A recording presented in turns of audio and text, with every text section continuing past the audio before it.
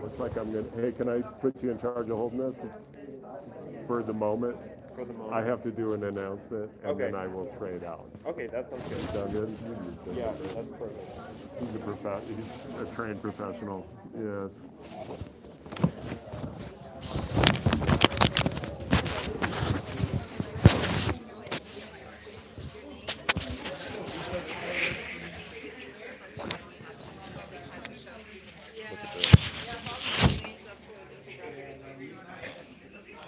Never mind.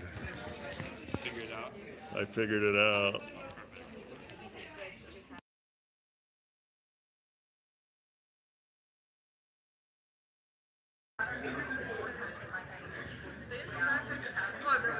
Yeah, we're going.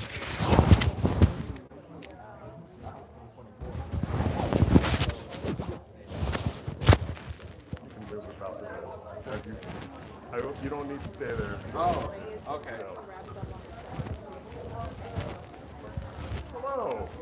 All my favorite PC students are here. Yes, you are. How are you? Very good. Whose class are you in? Oh, awesome. What time you got, Dylan? Is it time to start? I think so. It's time to start. Well, let's start right on time.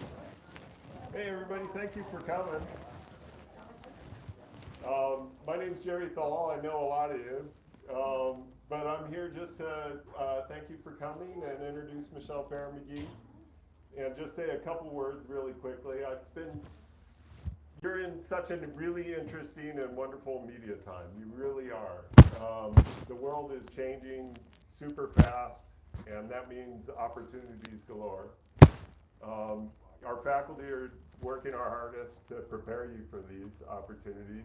But one of the other things we like to do is try to bring people in who are actually working out there in the world and doing some really super interesting stuff. That's how I found Michelle Pera-McGhee.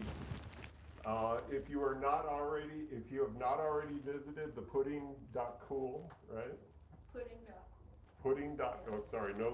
Just pudding.cool, or followed it on any of your socials. I'd encourage you to take a look at it.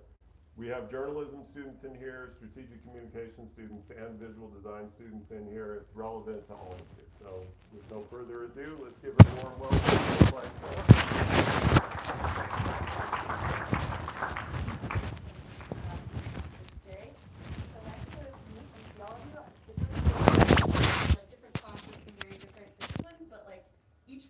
I'm like, oh yes, that's perfectly relevant to my work. It's kind of a mashup of all sorts of things. Today, I want to talk to you a little bit about the pudding and about our process for making stories and telling stories with data. How many of you are familiar with the pudding or have read something on the pudding or heard of it? Oh, nice. Okay, great. I was like mentally preparing for 0 hands, so that makes me feel good. But for those of you who don't know, this is kind of how we describe ourselves.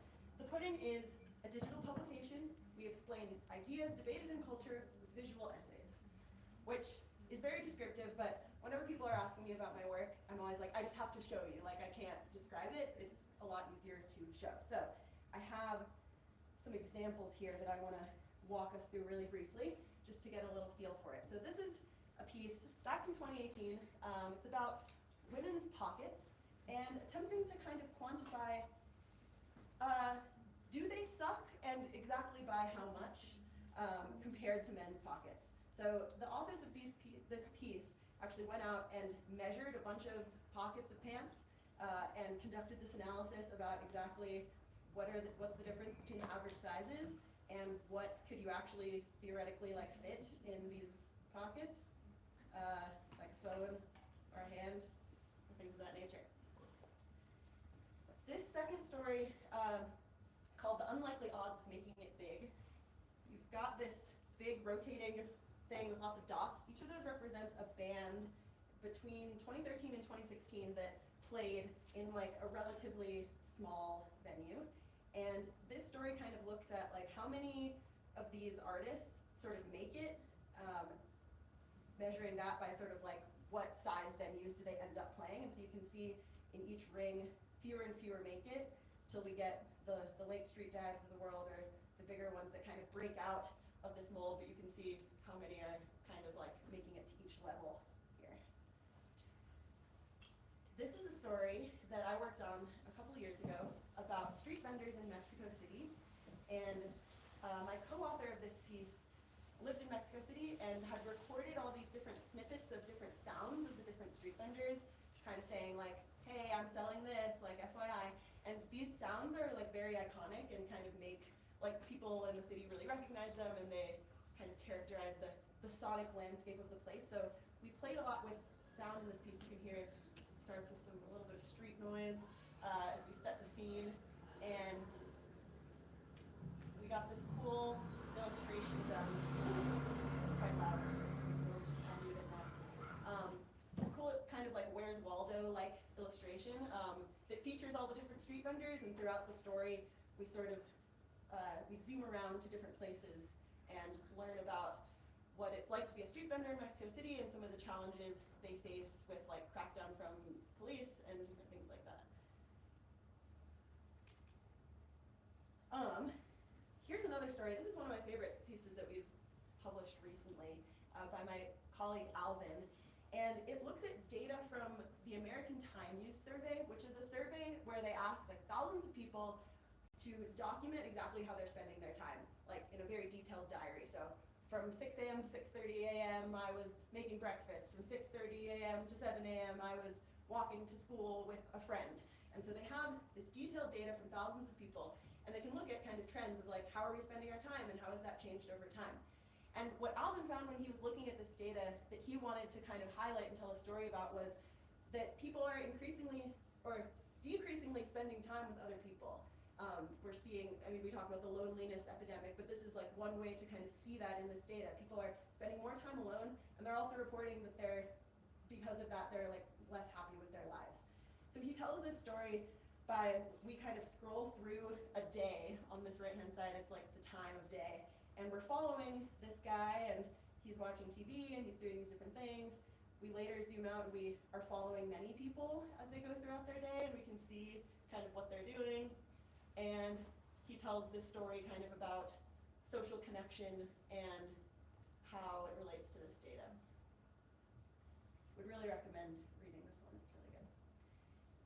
And last example is one that I worked on about a year ago. This is a story about performances of the national anthem and attempting to quantify who delivered the most like extra performance, who is deviating the most melodically from a very standard version of the song. So we looked at around 140 different performances from the iconic Whitney Houston 1991 performance, sometimes regarded as the best of all time, to anyone familiar with Fergie's NBA All-Star Game performance, also iconic for different reasons.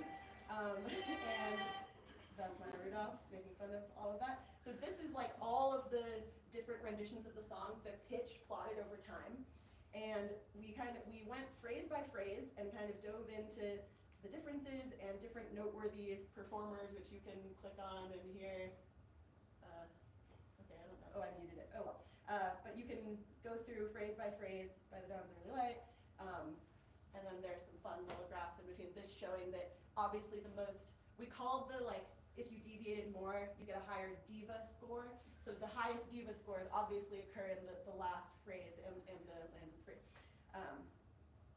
Great. We're going to dive more into this piece a little bit later on. But,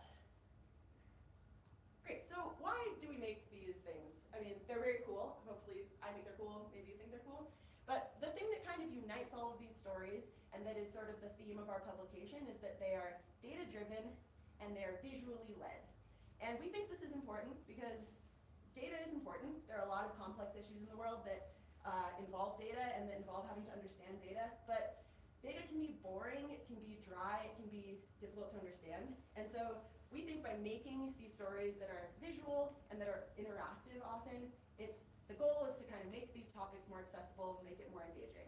So as the adage goes, a picture is worth 1,000 words. We try to make our stories, there's text in our stories, but the visuals are really the thing that are prominent and that are trying to help you understand the concept. So we try to tell stories where visuals really lend themselves to them. And interactivity, so like how I got got to, in some of those stories, like decide, oh, does a phone fit in here? Does a hand fit in here? Or play different renditions of the song that I'm curious about. I think by like getting to like reach out and touch the story and interact with it and kind of become a part of it, it kind of makes it more engaging and more interesting and helps us understand these complex topics. So we at the Pudding, we call ourselves journalist engineers. That's like my official title that we kind of made up. But I like it. It's kind of, because it's pretty descriptive of sort of the vast array of skills that are involved in making these kinds of stories. So on one hand, we have journalism, the skills of researching, recording, structuring a story, writing the text and the prose. That is like foundational in these pieces and keeping them engaging and making them interesting. And then on the other side, we have the skills that you might attribute to like an engineer or someone writing software, collecting and analyzing the data. Sometimes that involves writing code, sometimes not. And then the front-end web development, aka like making websites, basically, which also involves code, and making things animate and making things interactive. That's another huge piece of the skill set. So I came to this field from computer science. I studied computer science in undergrad. So I was kind of on the engineer side and then came to the journalism side later. I have colleagues who did the opposite. They started in journalism and then they came to the engineering side later. And yeah, I was very excited when I discovered that journalist engineer was something that you could be, because I was like a sad engineer who just like loved musicals and telling stories and was like, oh, well, that can never be my job, and I kind of hate my job doing just coding. But knowing that I could like mash these up and use these technical skills towards the aim of like how to tell a good story was very exciting for me. And I didn't learn that until like way after I was like your age. So I don't know. I wish someone had given me this talk when I was in college, because I didn't know that was something you could be. So today I'm going to walk you through the kind of behind the scenes of the process of creating these types of stories. All our stories are very different and they follow different twists and turns, but pretty much always we hit these 4 steps of ideas, exploration, feedback, and presentation. So I'm going to use the national anthems piece to explain these and kind of show you what I was doing at each stage of the process on that project. Starting with ideas. Okay, this visual is kind of funny. I just Googled like conjuring. Anyway, I'll explain this later. Basically, ideas, I feel like people ask me a lot, like, where do you get ideas? Like, where do they come from? And I think about that a lot too. I'm like, how do I get good ideas? I want to be a cool person who has good ideas. And I used to think about ideas kind of like the vibe of this picture. I was like, this is how good ideas happen. A genius, a really brilliant, like smart, creative person, not me, is like, let me like be really smart, be really creative, and like conjure this idea like out of thin air and like make a good idea. And then I'm like, okay, I'm me, so I'm gonna like try to do that too, but like it's not really working, or like maybe I guess I'm not brilliant, I guess I'm not that person, I guess I can't find these mysterious, rare gems of like a good idea, and that's just a bummer for me. But I think that is a very unhelpful way of thinking about ideas, and a wrong way of thinking about ideas, because in reality, like, ideas are everywhere. Instead of thinking of ideas as like these rare things that you come across once in a blue moon and only if you're a really special person, ideas are actually, if you think about ideas being everywhere, they just need you to notice them and they just need you to nurture them. That for me is a lot more approachable. So I get a lot of my ideas from conversations with friends. If I like have dinner with some friends and we're talking about something and it's like really getting everybody excited, or maybe it's a little divisive, or I just leave being like, wow, that was fascinating. That's like a spark of something that could maybe be a story. It's definitely not developed. I'm not leaving going, I'm gonna make a chart about this, this, this. But I'm leaving with a spark of something that could potentially be nurtured into something later on. I get ideas from things that I read, or listen to, or watch, or like a hobby that I have that I'm obsessed with. Like anything that's kind of getting me excited, getting me passionate, that's where I'm looking for these kind of sparks of ideas. And then trying to keep that bar low so that I'm not throwing those things away, and so that I can nurture them for later. It's really important with ideas, especially if you've now adopted this beautiful mindset where everything is an idea. Now you need some way to capture them and to remember them for later. So different people on our team do this in a lot of different ways. Here are like 3 real examples from teammates of mine. This is like a Notion document, a Google Doc, a physical notebook, like writing down these little nuggets, these little seedlings of ideas so that we have them for later. Like this national anthems piece, I had the idea, I wrote it as visualizing crazy vocal runs. I had that idea like a year before I actually ended up working on it. But I had this list that I could always go back to and reference. So on our team at the Pudding, we regularly have this meeting we call story time. And at story time is designed to bring these nuggets, these like seedlings of ideas that are not developed, but that are like, hey, like I've been wondering about this, or I've been really thinking about this, or I had this great conversation about that. And at this meeting, we all try to basically stretch the idea as far as it possibly can go, like make it as big as it can be. Asking questions like, what does this remind me of? Or like, what about this gets me excited? And we all just kind of throw lots of things out there. And this is really useful, not necessarily because I end up doing everything that everyone suggests, but it kind of stretches the bounds of what's possible. And it's helpful for me to kind of think about, okay, how did it feel to have everybody talk about my idea? Am I leaving this conversation, am I feeling more excited about it? Am I feeling less excited about it? It's kind of an internal temperature check for me as well. At Storytime, when I brought this visualizing crazy vocal runs idea, I wasn't even on the national anthem yet or anything like that. I was just like, it'd be cool to like make some sort of chart that shows people singing and doing cool vocal runs. And my colleague Kevin was like, oh, maybe you should focus on a song like the national anthem because it's like everybody knows it and you can really compare it to the standard, which I thought was a really good idea. And I went with it, obviously. So from there, I felt like I was still excited about it. I had that spark. I had a bit of a specific place that I could start to pursue. And I was ready to enter the second stage, which is exploration. So I think of the exploration phase kind of like a garden. So we have our little seeds of these ideas. They're not fully developed yet. And with a garden, you know, you water it every day. You do these small steps. And you don't expect it to, you know, shoot up and grow really big and beautiful like after one day. You show up and maybe it looks worse than it looked the day before, and you're like, okay, I'm gonna have to deal with that. And I think earlier on, when I was feeling more, putting a lot of pressure on myself, I felt like, okay, if I can't make a brilliant, if I can't make a brilliant next move or have my plant like shoot up overnight, like I should just rip it out of the ground. Like this isn't good enough. It's not working. It's not working. But with a garden, you obviously wouldn't do that. You show up day after day. You water it. You do small things. You do obvious things, and eventually the consistency pays off. The momentum pays off. So I try to really think at this stage when there's a vast universe of things to do. How can I do something? How can I start small and keep the bar low for just trying things, so I don't get paralyzed by indecision and therefore like don't do anything. So for the National Anthems project, the first thing to do is obviously like watch some renditions of the National Anthem, starting with my favorite one of Fergie's.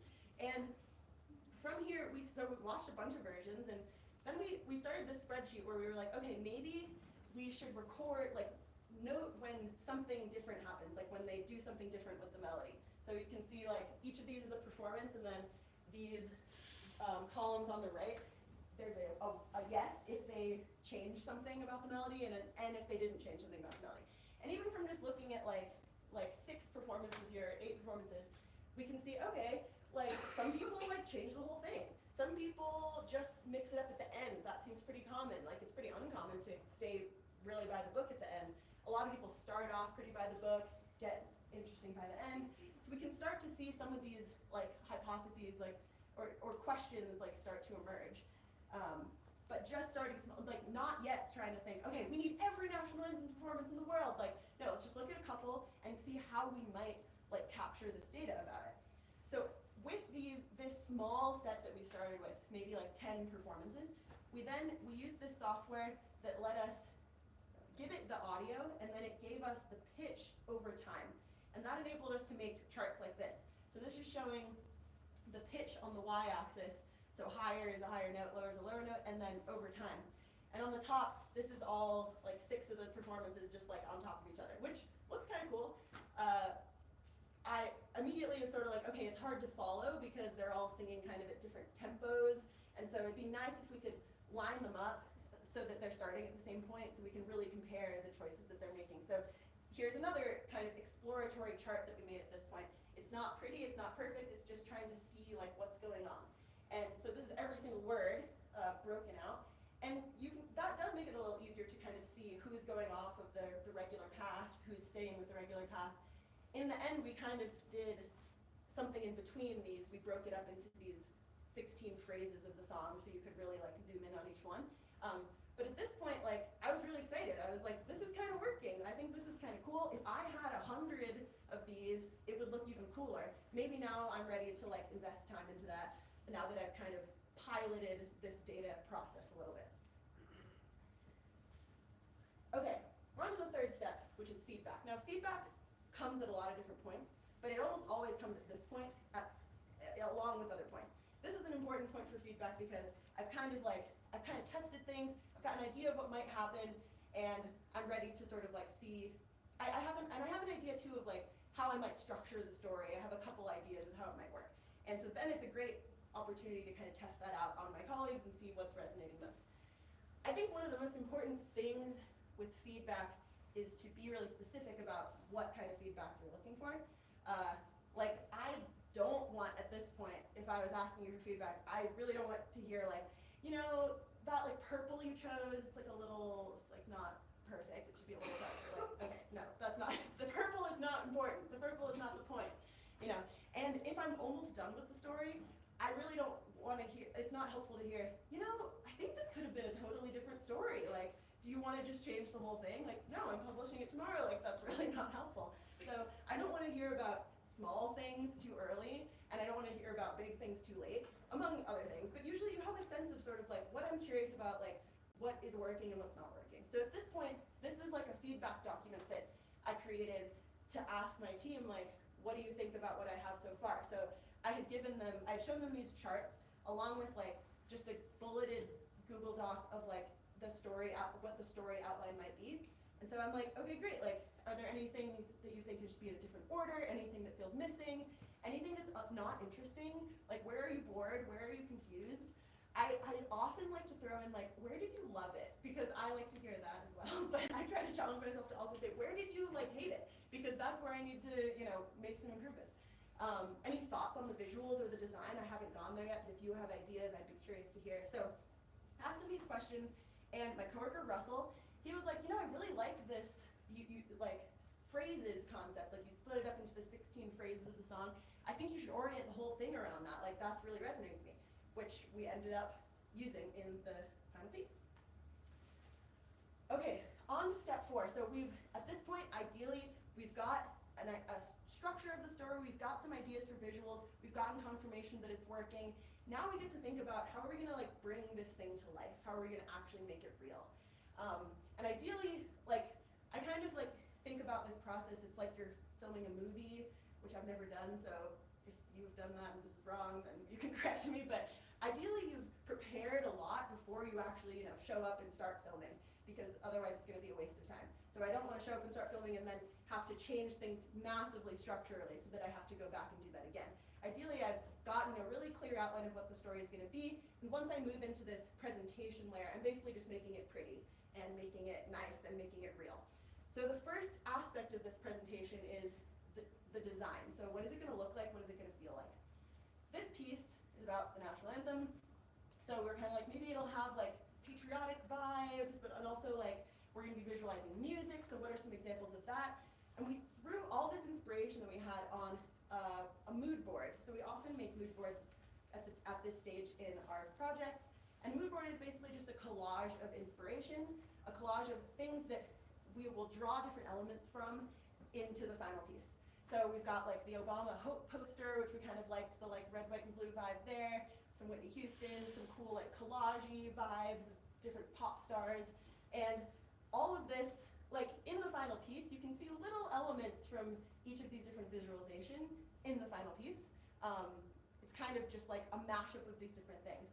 For me, I was not like trained in design. I came from a computer science background, so sometimes I feel like insecure about design, and I'm like, oh, I don't know how to make things pretty, like other people just, you know, do the same like magic conjuring thing and they make things that are pretty. But what I've learned from like talking to really good designers is like, things are just combinations of other things. Like, you just find, oh, I like these things from there, these things from there, like these like 6 things, and then I'm gonna mash them up in my own unique way, and that's kind of where the like creativity and originality comes from in the way that you combine them, which that feels a lot more approachable for me.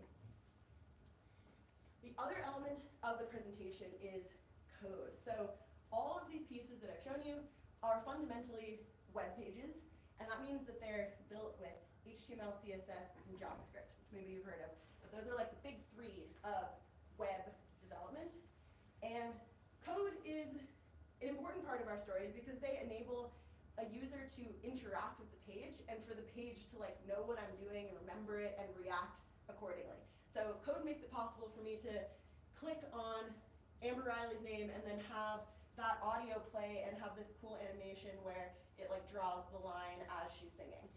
It makes it possible for this drop down where I can navigate between different phrases of the song and it kind of like takes me there smoothly. So all of that is good old HTML, CSS, and JavaScript, which is a vast, wonderful world to learn and play in. One little detail that's I think is kind of cool in our process is we use this thing called ArchieML. It was made by New York Times journalist people to make it easier to write our text and to not write the text in the land of code, to write it in something like a Google document where it's easy to collaborate with other people. So it's basically a CMS in Google Docs. And this makes things really nice, especially if I'm collaborating with someone who doesn't write code. I can say, okay, here's the story, here's all the prose of the story. You can comment it on it in there, you can edit stuff in there, and then we have this special command where that like automatically brings everything from the Google Doc into the code and into the web page, which is pretty cool. And I have these links, I'll share these slides somewhere so you can see them, but this is more about ArchieML, and this is our template, our code template that we start every project with, and it's configured with all of this, and yeah, anyone is free to peruse or use that.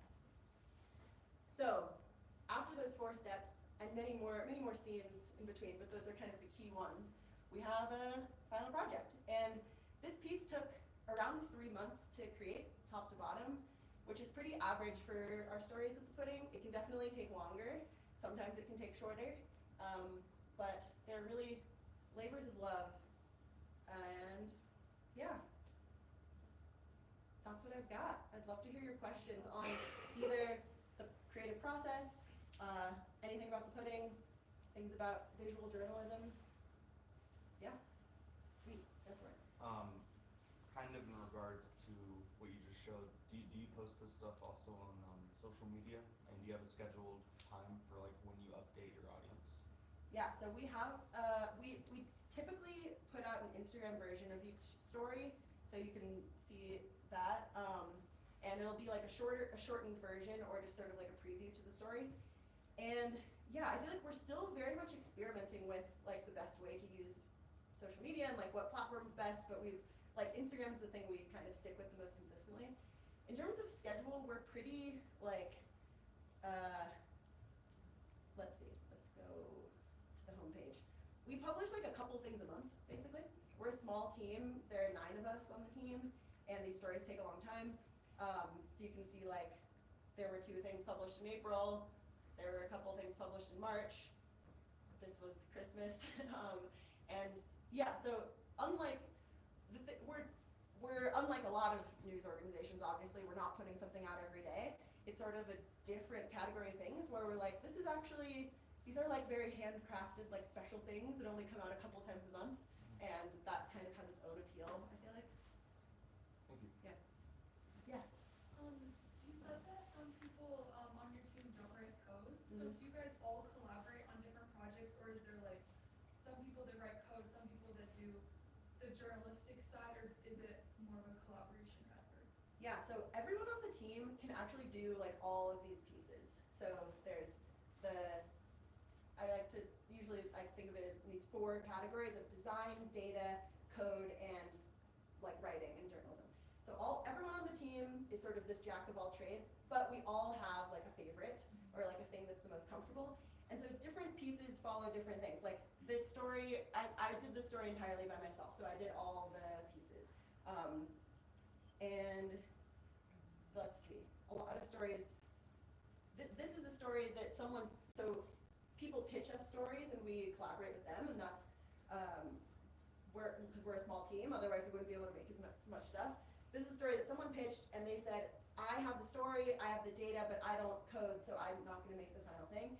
And so they kind of partnered with someone on our team, and we said, okay, we'll do the design and the final development. And we've, like, for all of the freelance projects, there's some different combination where it's like, you do this part, I'll do this part. We collaborate the whole time, but we kind of own these different pieces. But internally, when we do our own projects, we tend to do like all the things. Yes. How did you get involved with the program? Yeah, so when I was like a sad software engineer and trying to not be sad, just a friend like sent me something from it, and I thought it was really cool. And I eventually then pitched them a story, kind of like this freelance thing, and I said, I can do, well, I guess, I was like, I can do this part and this part, but none of it very well because I'm very new, and so I collaborated with some members of the team at the time. This is a story about crossword puzzles, so with Russell and Jan, and made the story about representation in crossword puzzles, and that was kind of how I got like connected with them and knew the people on the team and worked with them, and then they later offered me a job. Yeah. I have like 100 questions for you, but Okay, cool. I'll just give my first Sounds one, good. which is, I'm a back-end software engineer and I like making Cool. side projects like this that include a front end, and I have the same like imposter syndrome about design. Can you give some more detail on how, like what your design process is and what your process was for learning design as a software Totally. engineer? Yeah, I feel like the first part of my process, and I continue to do this, is I lean on other members of my team who are really good at it. So my coworker Jan is like an amazing designer, and I work with her on we work together on this project, and some other projects, but she is kind of like, she is insecure about code, and I'm insecure about design. So we were like, okay, let's like help each other. And I feel like when I discovered that helped me a lot. Like, I kind of felt like, oh, I'm just here with my own insecurity, but then realizing, oh, like there's just some things that are like hard for me and that are some things that are easy for me, and I can actually help this person and then they can help me. So I would often be like, Jan, can you just like meet with me for 30 minutes and just tell me everything that you think of when I tell you like this is the idea, and then I'll just write it all down and I'll see if I can work with it. I also would ask her like, can I like just watch you like do design things, like whether it's the beginning stages of like just gathering ideas or like the later stages of making more like mocks and wireframes. So I've done a lot of observing people who I admire, and I feel like I'm now just starting to kind of be like, okay, I have enough to like go out on my own. I feel like my process is a lot of the like mood board thing is a big thing, like just gathering a lot of inspiration and not being afraid to like steal things from other people and to just be like, oh, I just like, okay, I like when I hover over this, it like rotates a little, like love that. Like I can do that in my project. That's not like copyrighted or something. Like that's a thing that I can, take some of that element of whimsy from. So thinking about it less as coming up with things from scratch and more of like, if I don't have an idea, I need to go out and look at more stuff and get attracted to more stuff and like bring it into my project. But then the other thing is like not being afraid to be kind of basic. Like my other colleague Russell, he's kind of like me. He started as a coder and he's like not into design, but he's like unapologetic about it. He's just like, I don't care what it looks like it's fine.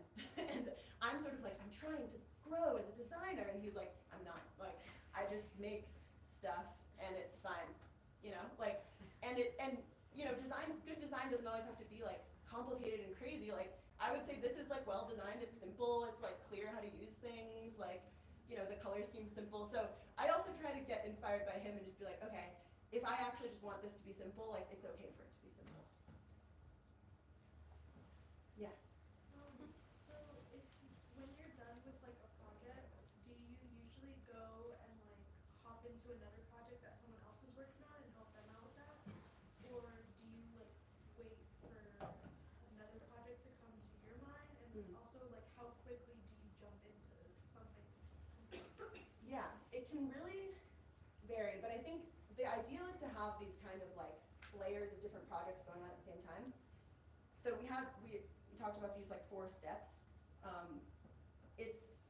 The ideal is to have like, for me, to have like 3 projects going and they're in like different phases.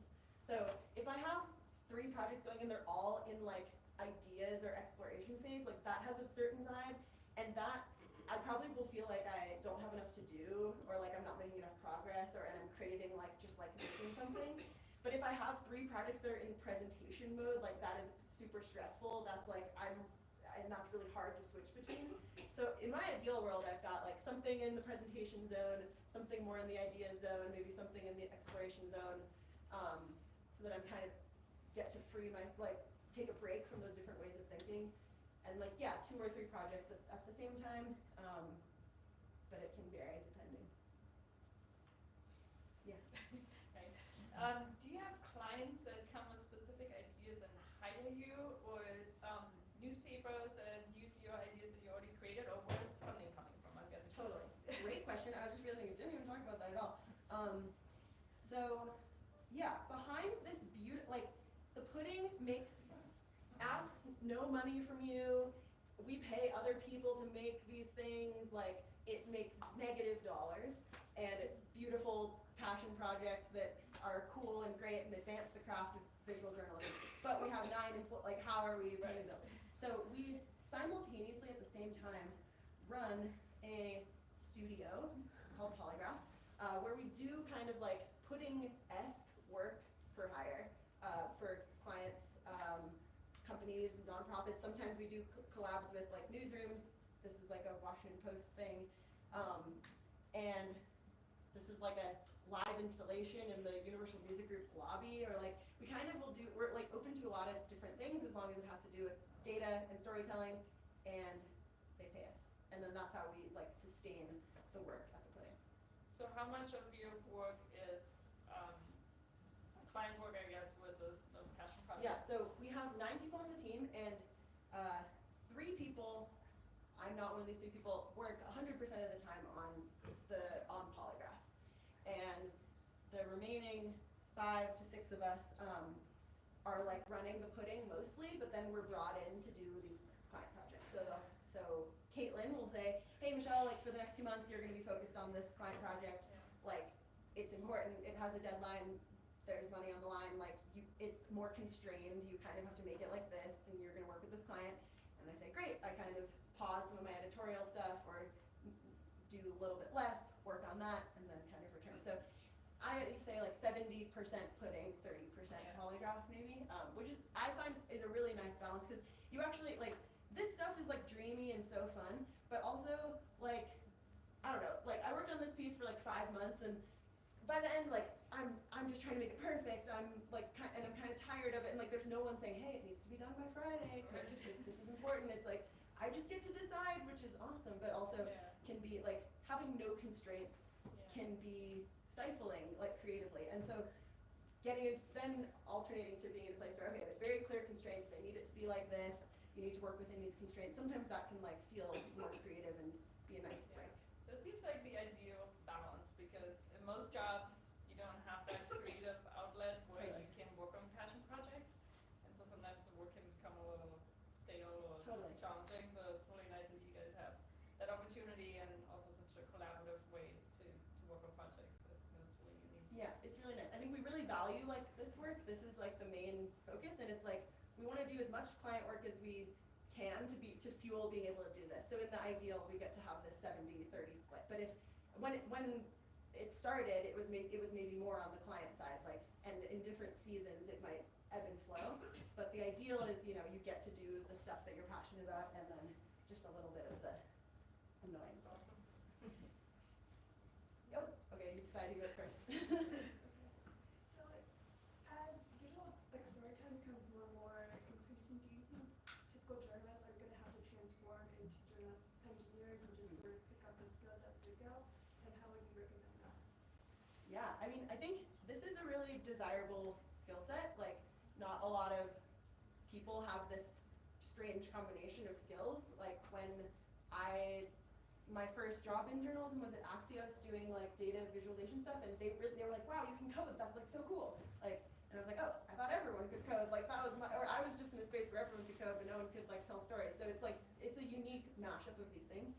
Although, but I wouldn't say that like you gotta learn to code, like otherwise you're are going to become obsolete. Like, honestly, coding might become obsolete in the next, who even knows?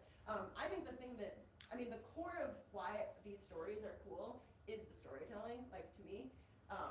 The coding is cool, it makes it more engaging, it makes it fun, it's like a nice layer on top of it.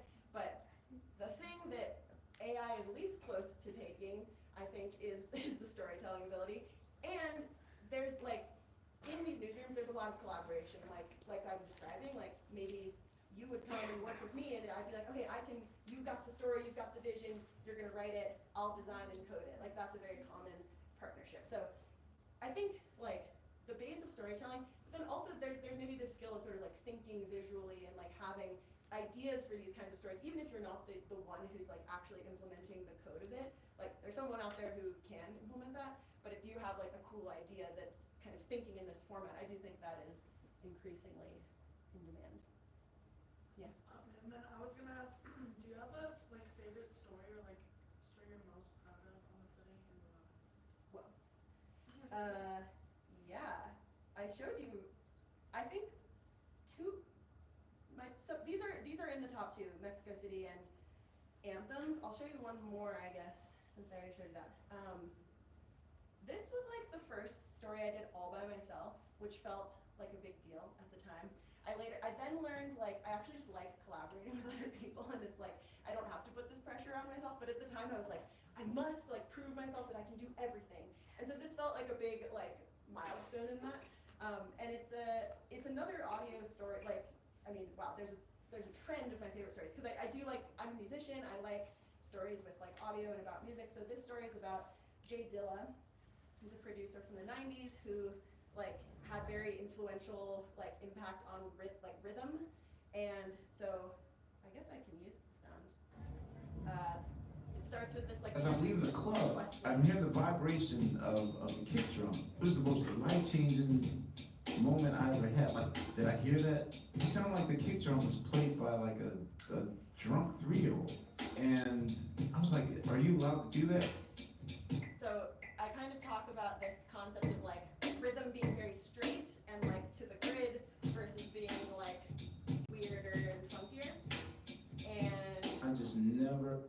Anyway, that's kind of the intro. But then it kind of becomes this explainer about groove and like how to build different types of grooves. So you sort of like play with these modules, and you're like, okay, like we're gonna swing, add some swing to the bass. What does that mean? What does that sound like? And then swing the and like, oh, that actually is the same groove that anyway, so all building up to sort of like all of these different elements, and why eventually understanding like why Jay Dilla's way of doing rhythm was very groundbreaking. So yeah, I'm proud of this one. I got a lot of like music educators emailing me and being like, you like taught swing really well, and that felt like a really nice compliment to me, because I remember being in like middle school band and it's like, swing, do it, like, and it's like we kind of get it, but it's like, what is swing? Like, what are we talking about? What's a triplet? Like, all these things. So it meant a lot for like a music teacher to be like, I'm going to use this in my like education. Sweet. Great. Thank you so much for your questions and for your time.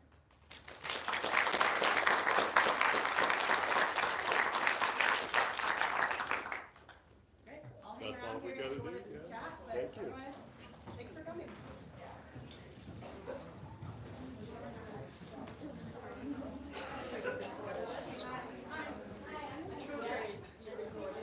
I'm gonna shut it off right now, yeah.